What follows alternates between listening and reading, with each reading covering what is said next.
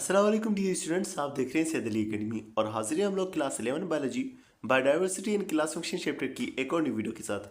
आज की इस वीडियो के अंदर हम एक नए टॉपिक को डिस्कस करने वाले हैं जो बायोडाइवर्सिटी की मेजरमेंट के हवाले से है।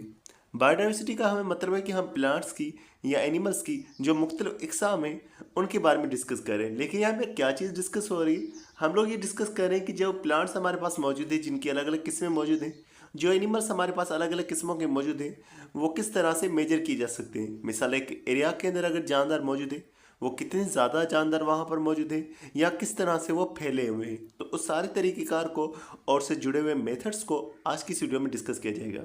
तो जब भी यहाँ पर असेसिंग का लफ्ज़ जो है यूज़ हो तो उसके लिए आप जो है मेजरमेंट का लफ्ज़ इस्तेमाल कर सकते हैं। तो हम लोग एक ऐसा तरीका अपनाएंगे जिससे हम जानदारों के फैलाव को भी डिस्कस करेंगे कि एक इलाके में कहाँ कहाँ पर वो जानदार मौजूद है, और उनकी अबंडेंस यानी कि हम उनकी काउंटिंग भी करेंगे कि कितने ज़्यादा जानदार एक पर्टिकुलर एरिया के अंदर मौजूद है। सबसे पहले हम वो तरीके डिस्कस करेंगे जो जानदारों के फैलाव के हवाले से, डिस्ट्रीब्यूशन के हवाले से बता रहे हैं कि एक इलाके में जानदार किस किस हिस्से में मौजूद है। अब अगर हम डिस्ट्रीब्यूशन को मेजर करना चाहते हैं, जानदारों के फैलाव को देखना चाहते हैं, तो उसके लिए हमारे पास 3 मेथड्स का यहाँ पर डिस्कस किया जा रहा है।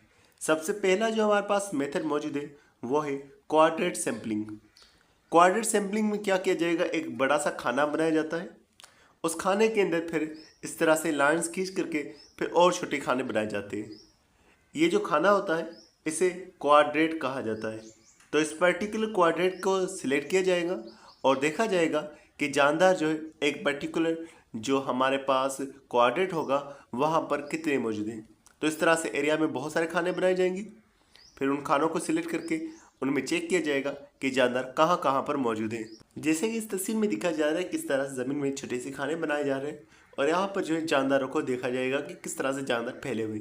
इस तरह से पानी के अंदर भी हम एक्वाटिक लाइफ को देखने के लिए भी, एनिमल्स को देखने के लिए भी इस तरह से क्वाड्रेट्स जो है बना करके फिर जानदारों को देख सकते हैं कि वो कहाँ कहाँ पर फैले हुए हो सकते हैं। इससे हमें ये पता चलेगा कि अगर एक पर्टिकुलर एरिया है वहाँ पर छोटे हिस्से पे उनके फैलाव का अगर हमें पता चलेगा कि वो ज़्यादा मौजूद है या कम मौजूद है, तो दूसरे एरिया का हमें वैसे ही पता चल जाएगा, अंदाज़ा हो जाएगा कि दूसरे एरिया में भी इसी तरह से वो मौजूद हो सकते हैं। मिसाल एक खाने में वो यहाँ मौजूद है, फिर यहाँ पर मौजूद है, फिर यहाँ मौजूद है। हमें पता चल रहा है कि उनकी अबंडेंस जो है वो मौजूद है या कमी उनकी मौजूद है, तो फिर हमें ओवरऑल उनके बारे में वैसे पता चल जाएगा।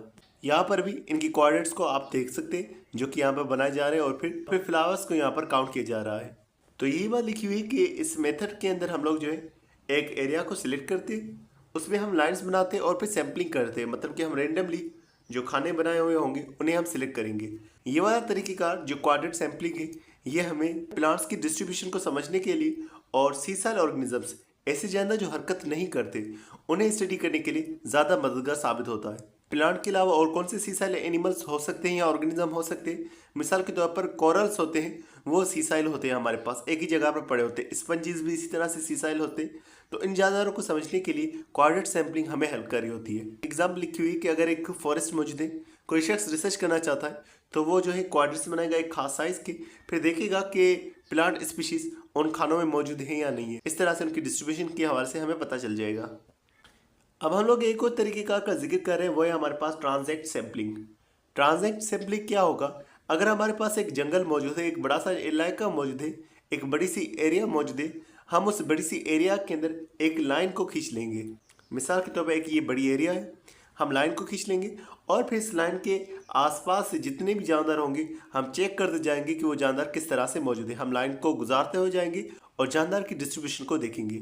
ये काम जो है रेगुलर इंटरवल्स पे होगा, मतलब कि एक बार हमने जानदार चेक कर लिया, हम इस रास्ते से जाते गए, हम जानदारों को देख लिया, दोबारा भी हम आएंगे, इस तरह से तीसरी बार भी आएंगे, तो बार बार आकर के हम जानदारों की डिस्ट्रीब्यूशन को देखेंगे।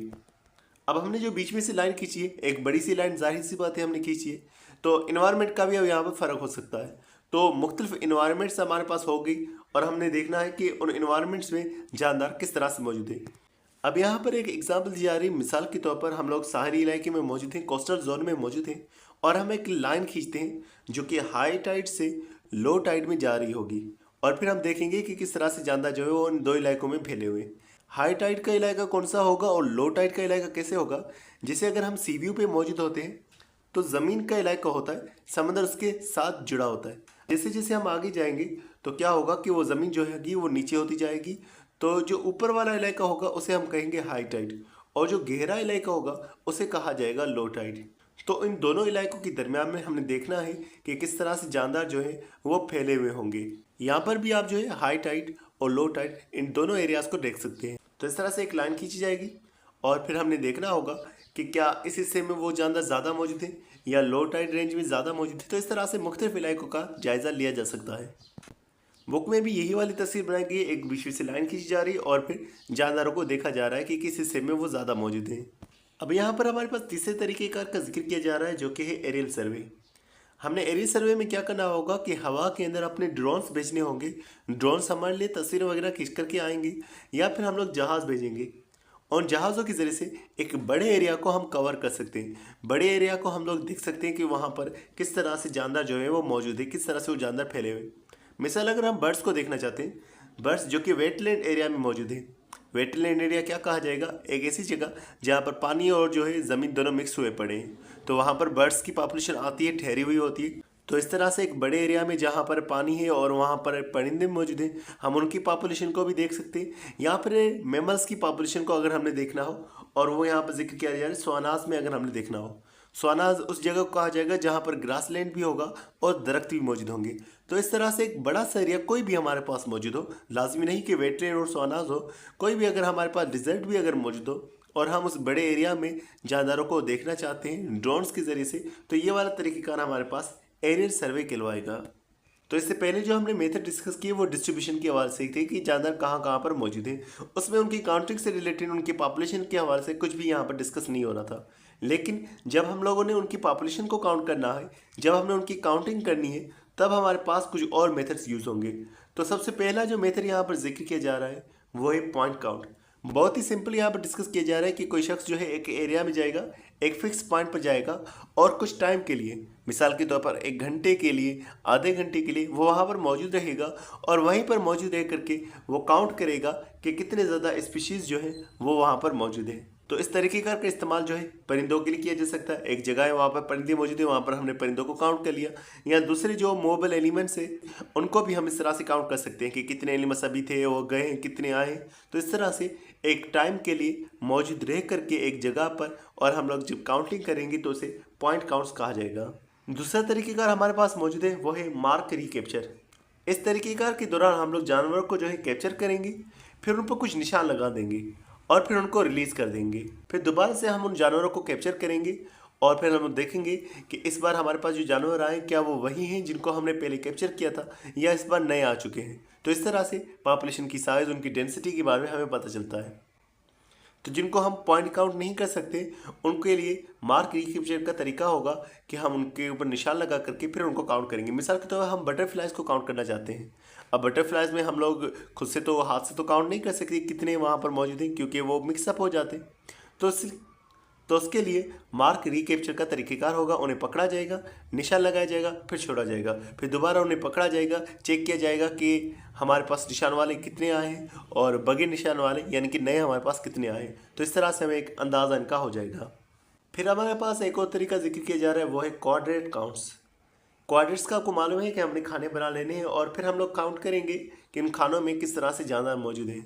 तो कोऑर्डिनेट्स को बनाया जाएगा, फिर जानदारों को काउंट किया जाएगा कि कोऑर्डिनेट्स के कितने जानदार आए हैं। फिर ओवरऑल हमें जो है जानदारों की अबंडेंस के हवाले से, उनकी पॉपुलेशन के हवाले से, उनकी तादाद के हवाले से पता चल जाएगा। फिर हमारे पास एक और तरीके का जिक्र है वो है कैप्चर रिकैप्चर मेथड्स। हमारे पास कुछ जानदार ऐसे होते हैं जो कि अपनी एरिया को बदलते रहते हैं, किसी एरिया में वो चले जाते हैं फिर वापसी आ जाते हैं। इस तरह से वो एरियाज़ में जो है वो तब्दील होते रहते हैं। उसके अलावा कुछ जानदार ऐसे भी होते हैं जिन्हें पकड़ना आसान या मुश्किल होता है। तो उन जानदारों के लिए जो तरीक़ेकार इस्तेमाल किया जाएगा वो होगा कैप्चर रिकैप्चर मेथड। इसके अंदर बाकायदा से एक फार्मूला इस्तेमाल किया जाता है और उस फार्मूले की मदद से अंदाज़ा लगाया जाता है कि कितने जानदार हमारे पास मौजूद है। हमारे पास फार्मूला जो मौजूद होता है वो है n = m × c/r।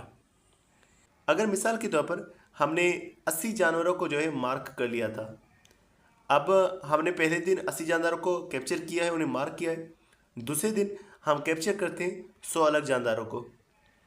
हमने जो 100 जानदार कैप्चर किए तो इसके अंदर 20 वो जानदार मौजूद थे जो हम पहले जो है कैप्चर कर चुके हैं। तो आर की जगह पर रिटर्न होने वाले जानदारों को हम लोग 20 लिखेंगे। जब हम इसको कैलकुलेट करेंगे तो टोटल हमारे पास जो आंसर आएगा वो होगा 4। तो हमारा एक एस्टिमेट हो गया कि पॉपुलेशन जो मौजूद है जानदारों की वो 400 के करीब जो है यहाँ पर मौजूद है। तो इस तरह से एक तरीक़ेकार का इस्तेमाल करते हुए हम जानदारों को जो है काउंट कर सकते हैं। एम का मतलब है मार्क्ड, सी का मतलब है जिसको हमने दूसरे दिन कैप्चर किया है, और आर का मतलब है जो मार्क्ड हमारे पास जानदार जो है वो रिटर्न हो चुके हैं। तो इस तरह से हमारे पास एक पूरा तरीक़ेकार इस्तेमाल होता है जिसमें मैथमेटिक्स का इस्तेमाल करके जानदारों को काउंट किया जा रहा है। फिर हमारे पास एक और तरीका है जो कि है रिमोट सेंसिंग। हम लोग सैटेलाइट्स का, जहाज़ का इस्तेमाल कर सकते हैं, ड्रोन का इस्तेमाल कर सकते हैं, फिर तस्वीरें खींच सकते हैं।